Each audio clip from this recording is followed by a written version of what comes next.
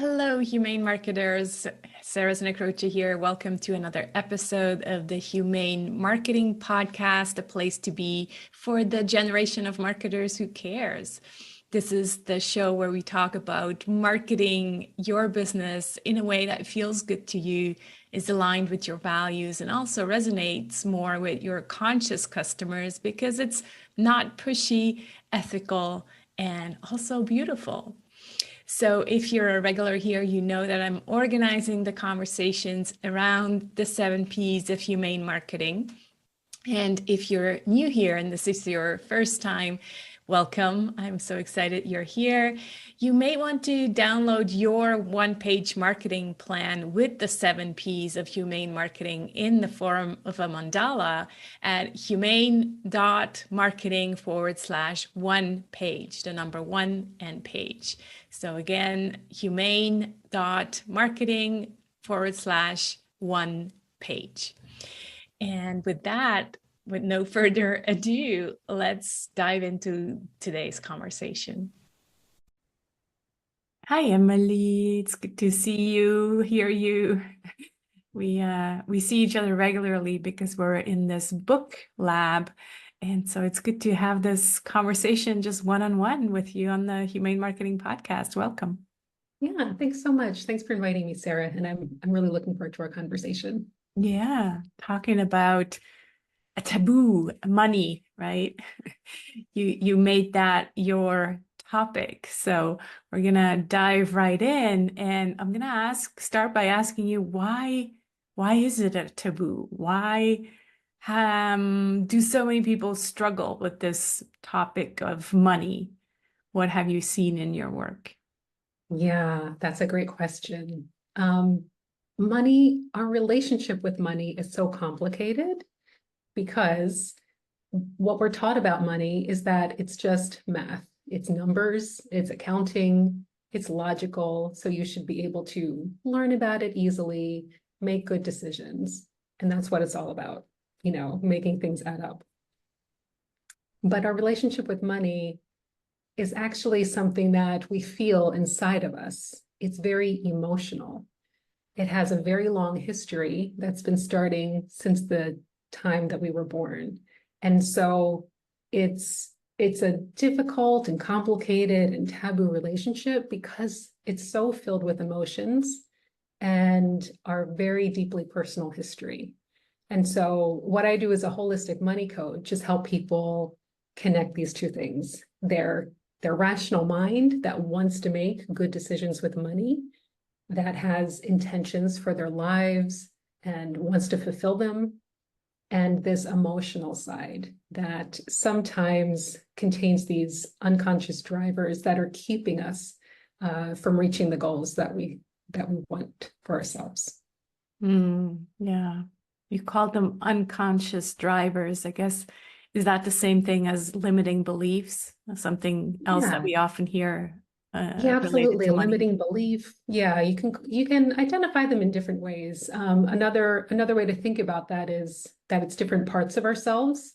When we're making a money decision, we have all these different parts that want to chime in and have a say in that. And so one is the logical part that says, no, we don't need another sweater. And then another part comes in and says, oh, but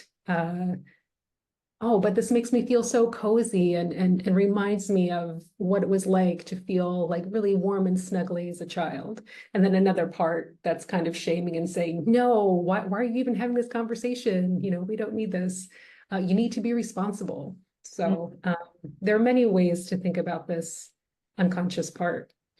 Yeah, it's interesting. So it's conscious, unconscious, left brain, right brain, maybe mind and heart. So it's always these yin and yang. You could probably also say that, the yang part is the logical part, and the yin part is the more kind of like flowing and being in harmony and just using money when it feels good, right? So yeah, it's so interesting. So what are some examples of some of these beliefs that maybe we have formed in our childhoods? Because I think you did mention this story with money starts in our early years, right? Or maybe, and that's a question to you, maybe it actually goes even beyond that. Like maybe it's our history that starts even before we were born, and it goes into the history of our ancestors as well. I personally believe that. So curious to hear what you think, and then maybe you can give us some examples. Yeah, I think that's absolutely true. Our relationship with money goes so far back. Oh my goodness. Yeah, so when we're born, our parents' beliefs about money and everything that they experienced, which includes their parents' beliefs and everything they experienced and back and back and back. That is all put upon us when we're born. So this is what we're born into, and this becomes our money beliefs. And one of two things happen. We usually just take them on, we inherit them, they become ours until we mature and see different ways of being with money, and then decide for ourselves how we want to be. Or we reject them. We say, we know this is totally not us. This is not the way we want to be. And so we do something completely different. But either way, it's an unconscious decision until we mature and really take a look at ourselves and our own experiences. Then we're able to tease apart what is actually inherently mine. What are my values around money versus what I was born into, my parents and the culture around me. Mm. And what I find is that it's so deeply personal. So there are so many layers of our origins with money. We're affected by our environment, the country we were born into, our culture has a big impact on how we think about money. If you think about some Asian cultures save, 30, 40% of their income. In the United States, I think the savings rate is in the single digits. So that's one impact. And then as you go narrower, then there's our parents and the household that we grew up. When I grew up, if we didn't eat out that much, but when we went even to a fast food restaurant, my mother was very frugal. So you never ordered the big sandwich, you never ordered the drink, you just got your drink at home. Whereas in another, a friend of mine, that wasn't the case for her. But it all really filters down to your own personal experiences. So what I find is that even though in our environment and our parents play a big role in what we think about money, it's really our own lived experiences that have the biggest impact. And it's usually related to something that happened when we were children, and that just hasn't been brought to light, that hasn't been healed. So I'll give you an example of one person that I worked with. She came to me because for her, money was always a struggle. It felt heavy. It felt like no matter what she was doing, no matter how much income she was bringing in or what her assets were, it felt like a constant struggle. And this may have been surprising if you looked at her life from the outside.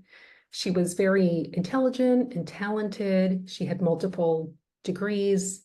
She was respected in her field of work. And she did all the things that you're supposed to do to have a good relationship with money and to make it work. She read books, she followed strategies, she had a supportive partner, yet she still felt this constant struggle with money, like she was, like she was in it on her own, and that it was always really hard. Mm-hmm. Well, what we found during our work together was that it was tied to her loss of her sister when she was very young. So when she was about 10 years old, her sister, who was close in age, died. And her parents really turned inside at that time in their own grief. Mm-hmm. And so there was no space for her to express her grief and to process that. And then in addition to that, her mother died when she was in her early 20s. And her father quickly remarried and really abandoned her after that. And so when we looked at her history, not just related to money, but her family history as well, it was really surprising how directly this was tied to the feeling of struggle. It was all about feeling abandoned and not having that family support that she needed at that very crucial age. So I see this in my work with everyone that I work with. It's not just about what is our money belief, but what very specific situation happened to us that brought that. And usually it's not something we would ever associate with money. Sometimes it could be money related, but other times it's not. It's just a purely developmental wound that almost all of us have. Yeah, I'm so glad you shared such a deep example, because that really shows how deep this goes, right? How far back we need to go, and how many layers we need to uncover. And it's very vulnerable work to go to these places, because usually they're not exactly happy moments, at least from what I've seen, because we talk about money in the marketing like a human program as well, and it's usually not the happy moments that created these limiting beliefs, right? It's something that happened in our childhood that, yeah, was difficult, probably. Not always, but not always like, as difficult as the example you shared. For me, it really had to do with not feeling guilty to be a business owner, because my parents, I grew up in a small hippie community, as you know, Emily, and like all the people in that community were from the working class. And so the entrepreneurial world, or the people making money, were not put in a good light. And so I just had to uncover that and go, oh, but I can actually be an entrepreneur and make money in a good way for a good cause. And money is not bad per se, right? It's the intention that counts. And so, yeah, just uncovering those layers is so important. I was thinking also, when you were talking, that you were saying it's very personal, and it truly is. And then often what happens in life, we find a partner and get it together with someone else, and we get married. And oftentimes today, if we're married, well, the money kind of merges, right? And then there's two human beings with completely different money stories, and that is not always easy to manage either. Do you sometimes work with couples as well, or does, maybe not together, but is that a topic where it's like, oh, but I have this money story and he or she has this completely different money story? Absolutely, yes. So I work with couples sometimes. It's often kind of like a can of worms, because it is so difficult, because we all have our own money story, that most of the time we're not even conscious of where our own money patterns come from. Right. So you put two people together who are not conscious of where their money patterns come from, and it's it can be impossible to have really constructive arrangements. I was going to say arguments, sometimes arguments or agreements or conversations about this, because you don't even know where it's coming from for yourself. So the first step is to understand your own money history, and then to understand where your partner is coming from. And that's the only way to move forward when it comes to money. But there are so many layers in that. And I find that there's so much going on within a relationship. So I don't do much couple work myself because of that. I think it's probably borderline therapy there, and you're not a therapist, right? Yes. That's not the same thing. So, because I would argue that there's probably a lot of couple work that goes back to money. And so, yeah, that is definitely has to go into couple therapy, and not just money, because like you said, most of them are probably not conscious that it's because of their different money stories that they have, relationship problems.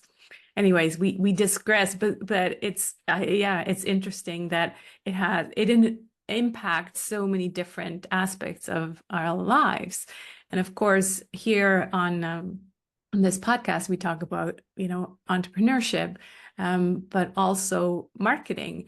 And when I did this research and created the Marketing Like We're Human program, I really looked at this idea of abundance and how that impacts, yes, your beliefs about money, but then also your beliefs about marketing. Meaning that if you come from a abundant perspective, then marketing doesn't feel as heavy anymore because you don't feel like you have to push or persuade or manipulate even, right? Because you just feel like there's enough out there for me. And the same thing applies with money. But I'm curious to hear your perspective on this often talked about topic between scarcity and abundance mindset, right? We're hearing everywhere, oh, you just have to have an abundant mindset. But how can we have that if we haven't healed our childhood wounds yet, maybe? Yeah, I think it all goes back to the childhood wounds. Mm. So yeah, so this example of, well, talking about abundance versus scarcity, I think it's always more helpful to get as specific to your unique circumstances as possible. So what I mean by that is marketing. I'll give you an example from my own life. The first time that I marketed a program, oh my goodness. I was so resistant to sending an email to my network because I didn't have a list at that time. So it was just people that I knew talking about this free webinar that I was giving. I wasn't even asking them to buy anything, but I was so resistant. And I tried to really figure out, oh my gosh, what is stopping me from doing this? And at first I thought it was my environment of my mother. I remember her telling the story when we were young of her father was in business with his brother, and his brother somehow cheated him and became rich, and my mother's family stayed poor. And so there was this belief that, wealthy people are, take advantage of people, and I wanted to be a nice person. So maybe somehow this was related to my marketing challenge. But the more that I sat with that, I realized there was something much deeper. So it was this voice that I kept hearing when I was trying to send that email was, I don't want to bother people. And so that was a much deeper message that I received growing up, of feeling like I was bothering people when I was sharing something that maybe they didn't want to hear what I had to say. Mm. And so instead of talking about, do I have a scarcity mindset or an abundant mindset, I think the most direct way to understand our behaviors, whether that's, to do with managing money or marketing our business or selling our product, it's always going layer by layer to see, where is this coming from? What is this feeling that I'm feeling in my body? When was the earliest time that I experienced this? What is this really about? Because when we get to the root and we heal that, then all the other behaviors disappear. We're actually able to act in alignment with our true intentions. Mm-hmm. Yeah, it really is this domino effect, right? When you go back, then all the other dominoes kind of start to fall in place. Yes. Yes. And so much of what is out there as solutions it helps in the moment. For example, if you have a fear of visibility, you can try to talk yourself out of that. Oh, of course, this is my network. They won't be bothered by what I have to say. If they're not interested in my webinar, they simply won't attend. It's okay, I can send this email. So that might work in the moment, and I can send the email and have my webinar. But then the next time I have to do it, it's all going to come back again and again. So if you're able to get to the root of it, then you won't need to take these steps again and again and again. And it connects us more to who we are, more of our core self. And that's really the beauty of doing money work, is that it it makes you feel better, not just about money, but about yourself, and it connects you more to who you are. It's ironic because so many of us don't think of money as a spiritual thing. In fact, it's often thought of as the opposite of that. But in my opinion, doing money work is one of the most spiritual and personally connecting things that you can do, because really, to get to the root of it, you have to understand yourself on a level, and become more compassionate for yourself on a level that you hadn't before. What would you say to, some of the offers around money coaching? They promise you, a six-figure business or a seven-figure business, or, they're promising you that you can manifest money whenever you want because you now healed your childhood wounds. What do you think about that? Well, I think they usually don't talk about the childhood wounds. They talk about a strategy that they offer that's going to get you the six figures. And strategy, it can only go so far. If you can't implement it because you're stuck, because you have all these unconscious beliefs, then it's not going to work. So then you just need to go a little bit deeper. I think most of these programs out there, they just don't go deep enough. And they work for people who are capable of implementing them. But if you're not, because you're stuck somehow, you need to understand where that stuckness is coming from and deal with that first. Well, I would add that I think a good money coach, just like any good coach, cannot make promises about, you now making tons of money because you healed your money story. That's, to me, not what money work is about. It's about, yes, healing those wounds and helping you to live your fullest potential and have a healthy relationship to money. But there's no promise that, you are in this lifetime meant to make $1 million, and maybe you don't even want that. So it's just like the two things are not related. It's like I it agree will with that help you completely. yes, heal that story, and maybe not spend everything every time you get money, but it's not going to help you just have money fall from the sky either.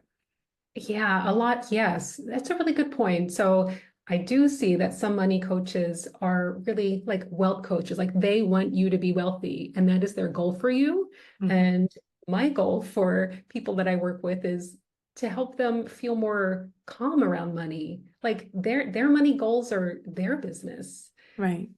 I have no desire or, yeah, it's completely up to them. As a coach, if you go into it thinking, well, you should be rich and I'm going to teach you how, well, that's different from having a healthy relationship with money. That's Yeah. just, I'm going to make you wealthy. Yeah. Yeah. I'm glad we clarified that. So what would you say are kind of the next steps for people who are listening? How can they start on their own to heal their money story? Yeah, so paying attention to what you're feeling in your body when these money challenges are coming up is a great place to start. Um, Journaling, drawing, those are great places to begin to understand what's really going on beneath, peeling back some of those layers. Yeah, and I remember your workshops in the Circle Expo with drawing. People love those. I think it's when we tap into, like we said before, into the unconscious or the heart or the right brain. That's when kind of these inhibitors maybe yeah fall away, and we can just really let the emotions out, and yeah, people really enjoyed that, letting out the creativity to think about their money. Yeah, drawing is such a great avenue to explore what's really going on behind the scenes, because when we draw, we think in whole images, and that includes all of the emotional undercurrents of what's going on. So that's why that exercise is usually so powerful, Mhm. because it's so simple. I do want to say, when you say creativity, it is a creative process, but you don't have to think of yourself as a creative or artistic person in order to do this. Drawing with stick figures, which is the only thing I'm capable of, is perfectly fine, and will get you to that the emotional space that you're looking for as well. Yeah, that's great. So you're coming into the Humane Marketing Circle for a collab workshop that is open to the public and well attended by the community members as well. Can you give us a little teaser on what we'll do on October 2nd? Sure. We're going to discover where our money beliefs come from, learn how to identify unhelpful money beliefs, and then learn how to free yourself from unhelpful money beliefs so that you can align your actions with your goals. So we'll be doing that. I'll do a little presentation, but there'll also be breakout rooms and exercises that we're going to do to begin to explore our own origins of our money behaviors. Yeah. Can't wait. I think the beauty of these workshops is that they're really hands-on. So yes, it's a presentation, yes, it's content that you provide, but then, like you said, we have the time to go into breakout rooms and talk to other humans and really apply directly. Because I feel like when we attend a webinar and we get bombarded by great ideas and inspiration, but then if we don't actually do something with it right away, sometimes it just goes in here and out on the other side, right? So I really look forward to this workshop, and maybe we'll be doing some drawing as well. Who knows? But yeah, can't wait. So if you are listening to this and would like to join us, humane.marketing/workshop is the link that you can sign up for. As I said, this is usually reserved to the community, but these collab workshops are open and you can join with a small donation, and Emily will share all her wisdom there. So can't wait. Emily, Help you tap into your own wisdom. yes, that's true. Yes, exactly. Yeah, because maybe that's where we can end. I really feel like, this whole money conversation, even though money is something external that we use with other people and that kind of brings us or ties us into the world outside, it really is this inner job that has to do with, yeah, solving or healing some stuff inside first, right? Yep, very well said. Yeah.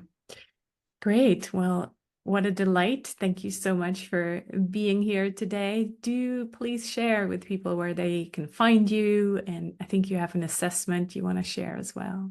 Yeah. Thanks so much for having me, Sarah. So you can find me on my website, me, myself, and money.com. And there you can find I think it's a pop-up, so it'll gently appear after a few seconds. It's my money assessment. So you can assess your relationship with money. And we're used to seeing this in terms of, do you have investments? Do you have savings? All these practical categories. But what my assessment does is help you understand more holistically what your relationship is with money based on what your relationship is with yourself. Yeah, that's definitely a good starter. And then it gives us a result based on the answers we gave yeah, I'm curious. I'm gonna have to take it. It's like, oh, you're in love, or no, you're, breaking up, or yeah, it'd be good to understand the results after the assessment. Wonderful. Well, thanks so much, Emily, for being here. And yeah, please do sign up for the workshop. Again, humane.marketing/workshop. And can't wait to see you on October 2nd. See you then. Thanks, Sarah. Thank you. Thanks so much for watching and being part of a generation of marketers who cares for yourself, for your clients, and for the planet. We really are change makers before we are marketers. So go ahead, be the change you want to see in the world. And I hope to see you again next week. Take care.